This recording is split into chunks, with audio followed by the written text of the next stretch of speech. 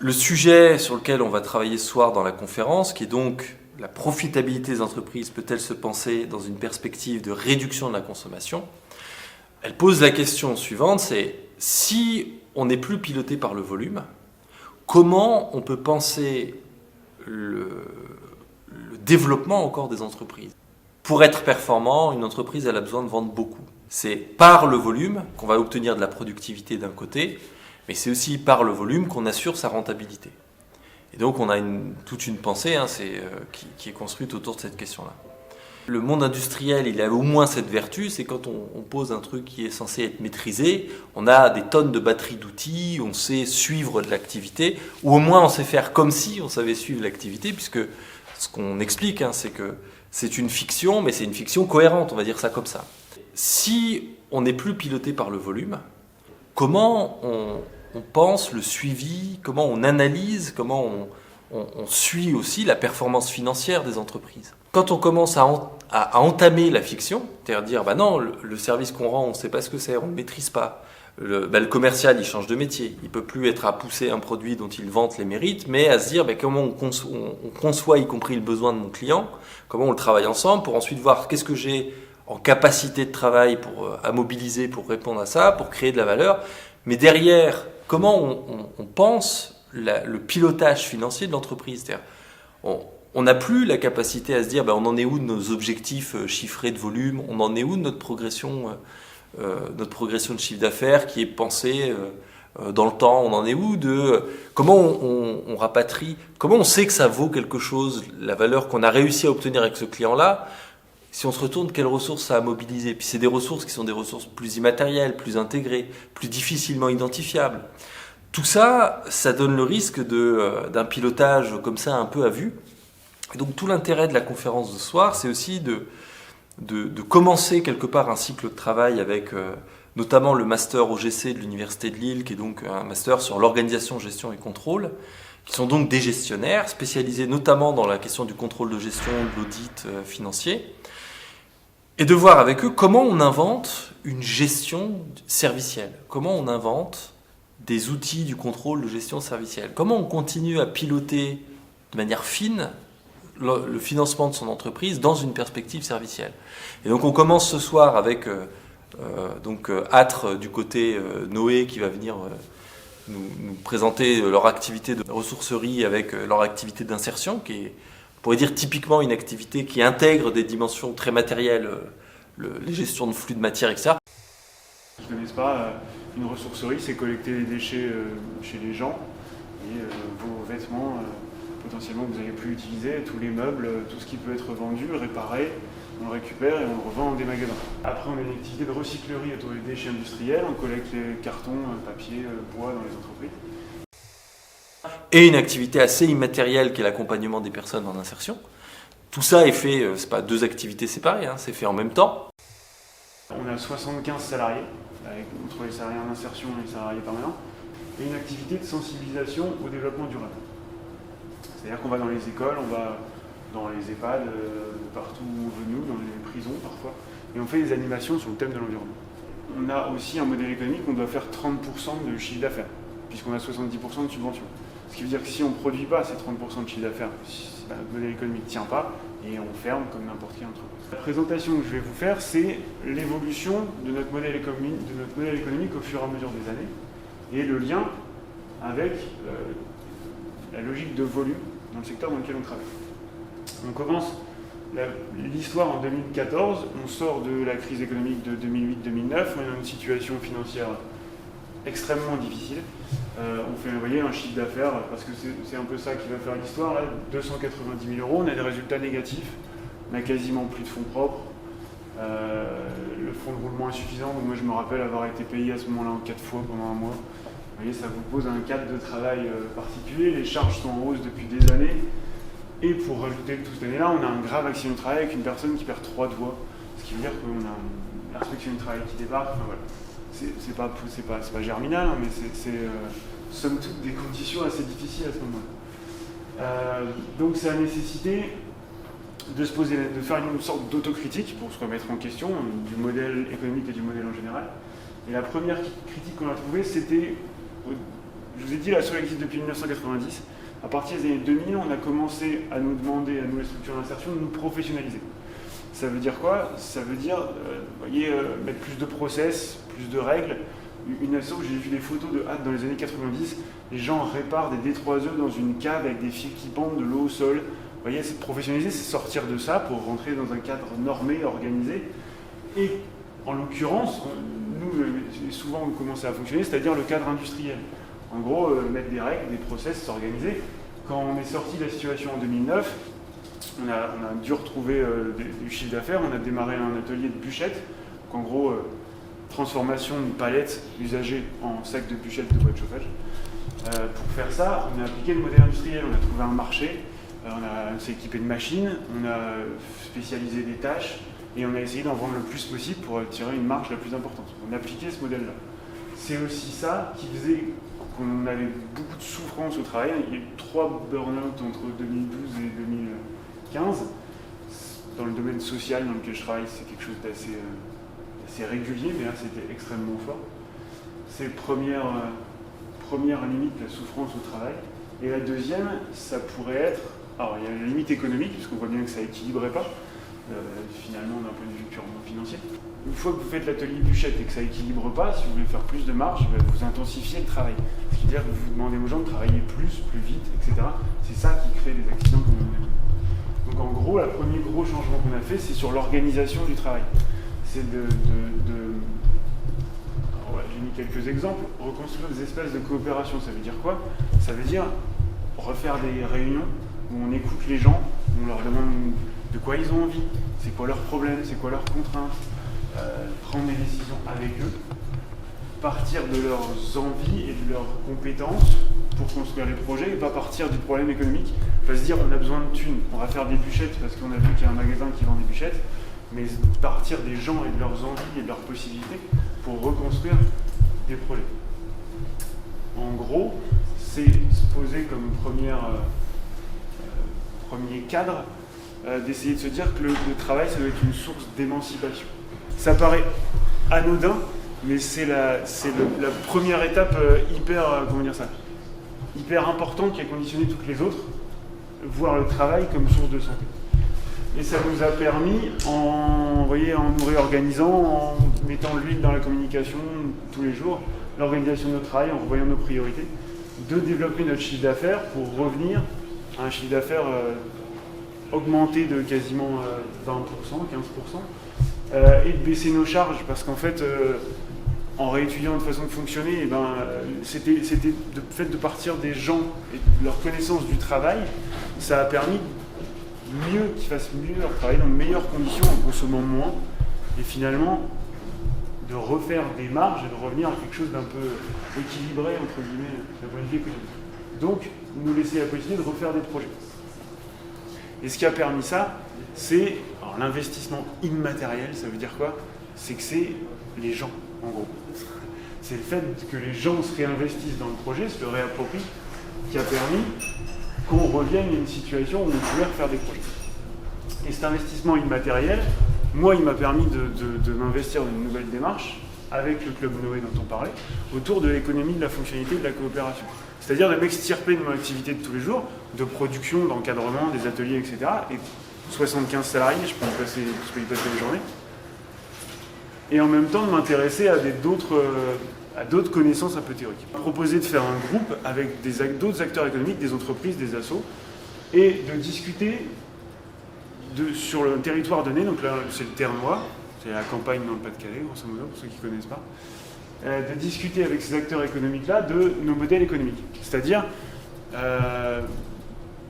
comment on travaille, quels effets utiles on a sur le territoire, quelles externalités positives on produit, quelles valeurs on produit, comment, avec quel partenariat et quel partenariat on pourrait avoir de plus. En gros, vous posez tout ce que vous faites, toute la façon dont vous bossez, vous y réfléchissez avec d'autres structures. Et cette façon de faire là permet de se questionner et d'avancer dans une réflexion et donc de commencer à se transformer. De façon un peu concrète. Qu'est-ce qui a changé? Qu'est-ce que ça nous a permis d'identifier comme limite? La première, elle est économique. Je vous l'ai dit tout à l'heure, une partie de notre travail, c'est sur les DAE, c'est-à-dire carton, plastique, etc. En fait, sur ça, on avait une activité gratuite. On collectait les 200 entreprises, on collectait leurs cartons. Et on les revendait. On les valorisait et on les revendait à des sociétés de recyclage. Sauf que pour financer cette activité-là, on se finançait sur le cours du carton. Cours du carton qui est éminemment dépendant de l'économie mondiale. En fin 2017, la Chine a fermé ses portes aux déchets européens. Et le cours du carton, vous voyez, il a commencé à s'effondrer pour passer on était monté au maximum à 120 € la tonne, même peut-être plus que ça, 140, pour descendre à zéro. En fait, il y a un moment où on ne reprenait plus le carton. Première limite économique évidente, notre recyclerie qui est basée sur la revente de matière, elle ne produisait plus de chiffre d'affaires. La deuxième limite à laquelle on s'est heurté, qu'on a remarqué, elle est à la fois économique et écologique. Alors là, ça va être tout petit peu plus précis, c'est dans le domaine du déchet, il y a une hiérarchie des modes de traitement. C'est une déclinaison d'une loi européenne, grosso modo. Dans le traitement des déchets, ce qui prévaut, ce qui est le mieux, c'est la prévention. Le meilleur déchet du monde, c'est celui que vous ne produisez pas. Ensuite, ce qui est le plus vertueux, écologiquement j'entends, c'est le réemploi. C'est-à-dire, votre ordinateur, vous vous en servez plus, il est en panne, vous le donnez à réparer, quelqu'un s'en resserre derrière, ça a un coût écologique très faible et en même temps, c'est économiquement intéressant pour la deuxième personne. Et ensuite, on a le recyclage seulement. C'est-à-dire que vous donnez vos vieux cartons, ça passe dans une usine, il y a un procédé industriel, il y a du transport, il y a plein de choses et on en refait quelque chose. C'est important parce que nous, toute notre filière en tant qu'acteur des déchets, elle est construite pour financer le recyclage. C'est-à-dire tout l'argent va toujours dans la façon dont c'est construit, au process de recyclage. C'est-à-dire que ce qu'on finance, une filière, vous payez une éco-contribution quand vous allez à Ikea, vous payez 2 € d'éco-contribution, okay, ça va à un éco-organisme qui gère la filière autour du mobilier. Principalement, 95% de l'argent qui est récupéré à la filière, en tout cas ce qui est redonné, ça va au recyclage. Alors que la logique voudrait que ça aille à de la prévention, mais alors en même temps, Ikea n'a pas franchement intérêt à vous dire de ne pas acheter des meubles. Ça, c'est un premier problème. Le deuxième, c'est qu'ils n'ont pas non plus l'avantage à ce que les meubles soient réemployés derrière. Ils ont l'avantage à ce que ça parte en filière et à ce que les gens donnent leurs vieux meubles pour revendre des vieux meubles. Ce qui veut dire que tout est construit pour pousser le recyclage. Ce que ça pose problème pour nous, c'est que finalement, on a été construit, notre modèle économique s'est construit sur la filière du recyclage, même philosophiquement. Ce qui veut dire qu'on a toujours mobilisé beaucoup plus de ressources et beaucoup plus de consommation et de charges pour la filière du recyclage qui finalement, au fur et à mesure de l'année, sur le graphique qu'on voit en rouge, produit de moins en moins de recettes. Autre limite de notre modèle économique.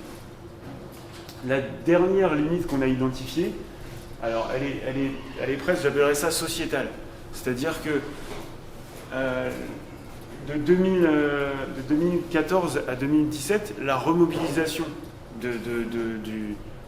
la réorganisation du travail en interne, ça a permis de nous sauver. Très bien. Comment on a fait ça ?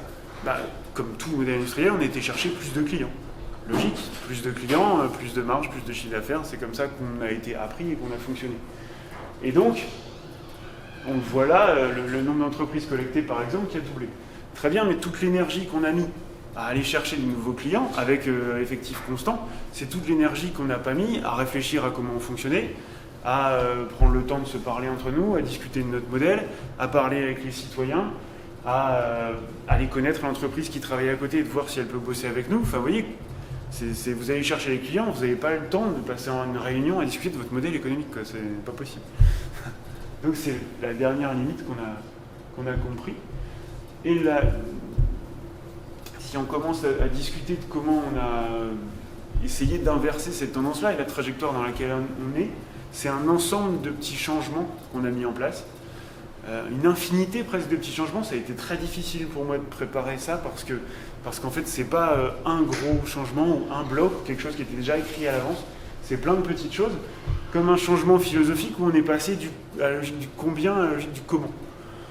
Et parmi ces changements-là, finalement, le fait de travailler dans le cadre de l'EFC, dans le cadre d'un groupe d'entreprises, qui après s'est structuré, s'appelle maintenant l'Agora, qui est organisé comme ça, on a développé un réseau d'acteurs sur un territoire qui avaient envie de faire des choses, du coup, qui bougeaient philosophiquement de la même façon que nous, et ce qui nous a permis de construire plein de projets avec eux.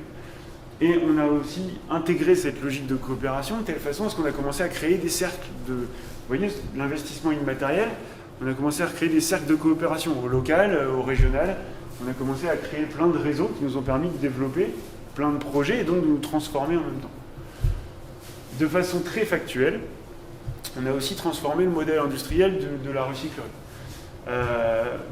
On a réfléchi à comment la recyclerie, elle produisait de la valeur justement à travers les services qu'elle rendait. Et la valeur ne se limitait pas au cours du carton. Quand on va chercher le carton pour une entreprise, on la débarrasse d'un déchet qu'elle produit.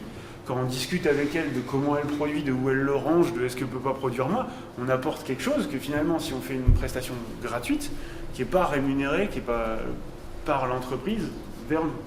Donc on a transformé notre façon de faire fin 2020.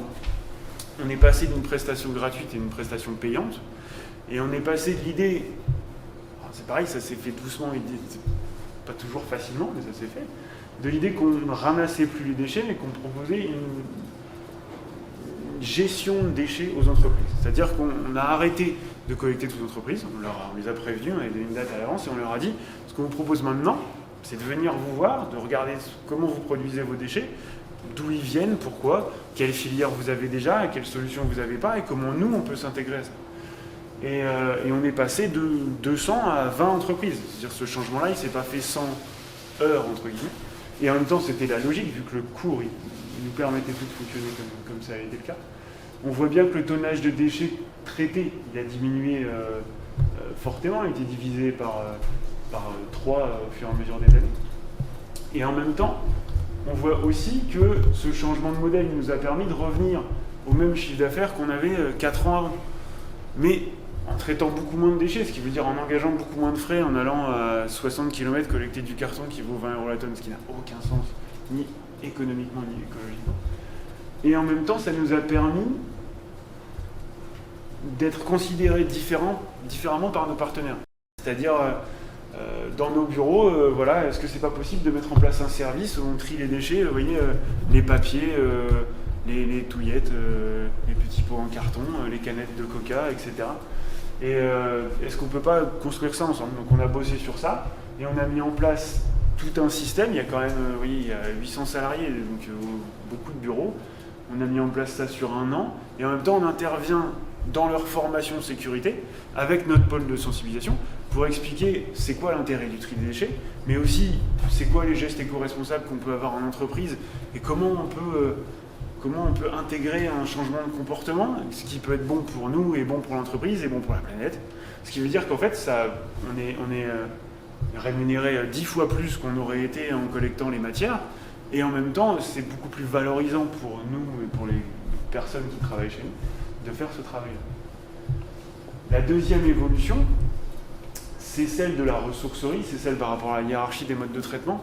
C'est de se dire, vous voyez, en rouge c'est la recyclerie, forcément si les cours baissent, le volume financier de la recyclerie avant la transformation du modèle baisse aussi. Ce qui veut dire qu'on a anticipé ça en augmentant les moyens qu'on a alloués à la ressourcerie. C'est-à-dire en permettant qu'il y ait plus de véhicules mis à disposition, plus de personnel, on a créé de nouveaux services. Je sais pas, à la ressourcerie, maintenant on fait de l'aérogommage. Vous voyez, on prend des vieux meubles, on les ponce avec une machine et on les relook pour essayer qu'il y ait des jeunes qui en achètent. Ça marche plus ou moins, ça dépend des jeunes. Mais ça peut marcher, il n'empêche qu'on voit les résultats, c'est-à-dire que forcément le chiffre d'affaires lié à la ressourcerie, il est plus important, ce qui veut dire qu'économiquement ça a du sens, et en plus écologiquement, comme j'expliquais tout à l'heure, ça a du sens. On avait tendance à voir le travail comme une unité standard, vous voyez, qui permettait de produire des choses. Là où en fait on a eu l'impression de découvrir que le sens du travail, c'était la capacité de s'adapter aux imprévus. Et en bossant sur ça, en repartant d'une organisation du travail qui tient compte des gens et du coup qui leur laisse la place de s'épanouir et de s'éclater dans leur job, et ben en fait on a une capacité de s'adapter qui est énorme et c'est un avantage économique qui est énorme. Mais on a eu le Covid, je ne sais pas si vous êtes au courant. Mais en l'occurrence, en tant que ressourcerie, on a dû fermer les magasins 3 mois. Bon, bah, je sais pas si la slide d'avant, si vous l'avez bien regardé, économiquement, on n'a pas été impacté. On n'a pas été impacté parce que, à partir du jour où on a fermé, les équipes, elles ont commencé déjà à réfléchir et à trouver des solutions sur ce qu'elles pouvaient faire d'autre. À se dire, voilà, on a fait du drive. Enfin, on a fait du drive de ressourcerie. C'est-à-dire qu'on faisait des animations, les animateurs, comme ils ne pouvaient plus aller dans les écoles non plus, ils faisaient des petites vidéos sur Internet, ils apprenaient aux gens à faire du relookage de meubles, et en même temps, on leur disait, bah, vous vous ennuyez chez vous, vous voulez faire du relookage de meubles, venez chercher un vieux meuble des années 40 chez nous, on vous fournit du matos, on vous explique comment faire avec la vidéo, et voilà. Et donc en gros, on continuait une activité différente, quoi. Cette capacité d'adaptation-là, elle est hyper importante dans la transformation. Et enfin, ce qu'il y a de plus difficile, sur lequel on est encore en réflexion, mais qui est intéressant, c'est la fixation du prix. C'est difficile d'en parler parce que c'est presque inconscient dans notre modèle et dans notre façon de faire. C'est-à-dire qu'avant, on nous demandait une presta ou un objet. Notre logique, on n'est pas, je veux dire, on est personne qui a un master en gestion chez nous. Mais on a une tendance à se rapporter à l'heure. C'est-à-dire on calcule un coût à l'heure en fonction de nos charges. Et après, on se dit, ça fait 3 heures, s'il y a un coût à 12 euros, tu ne me plantes pas, ça fait 36 euros. Sauf qu'en fait, à force d'évoluer, on est arrivé sur une fixation du prix en fonction de la valeur d'usage. Alors ça, c'est pour vous faire plaisir, nous, on n'en parle pas comme ça. On dit en fonction de ce qu'on en pense. C'est-à-dire, en fonction de l'utilité que ça a, ce qu'on vend, le service ou le bien, en fonction de l'utilité ça a pour la personne à qui on le vend, et en fonction de l'utilité ça a pour nous. Et ça, c'est hyper nouveau. C'est-à-dire que quand on propose un service, on n'est pas seulement en train de se demander ce que ça va apporter à l'autre, mais à nous. C'est-à-dire que si quelque chose nous fait chier, eh ben on propose un prix hyper cher, voire on ne le fait pas. Et les choses qui nous font plaisir ou qui sont source de santé, c'est-à-dire un projet sur lequel, vous voyez, sur l'aérogommage ou sur les meubles en palette, chez nous, c'est producteur de santé. C'est-à-dire que les gens adorent s'y mettre et en même temps adorent créer, faire des choses, penser, etc. C'est-à-dire que quand quelqu'un nous sollicite pour un objet en palette, ben, on a tendance à le faire un peu moins cher. Parce qu'en fait, c'est la motivation qu'il faut y mettre, c'est une forme de compensation. Tout ça pour aboutir au fait que l'évolution... Ah, c'est presque fini. L'évolution, elle continue. Et qu'on en est arrivé, vous voyez, aujourd'hui, à un chiffre d'affaires, là, en 2021, qui a dépassé les 400 000 euros, ce qui veut dire quand même un développement relativement important, mais qui n'est pas le seul bénéfice de tous les changements qu'on a faits, puisque dans notre organisation de travail, on a beaucoup d'espaces de réflexivité, c'est-à-dire d'espaces où on se pose la question, comment on fonctionne, comment est-ce qu'on fonctionne bien. Et moi, ce qui me tient le plus à cœur, c'est que l'équipe me renvoie l'image qu'on fonctionne en harmonie.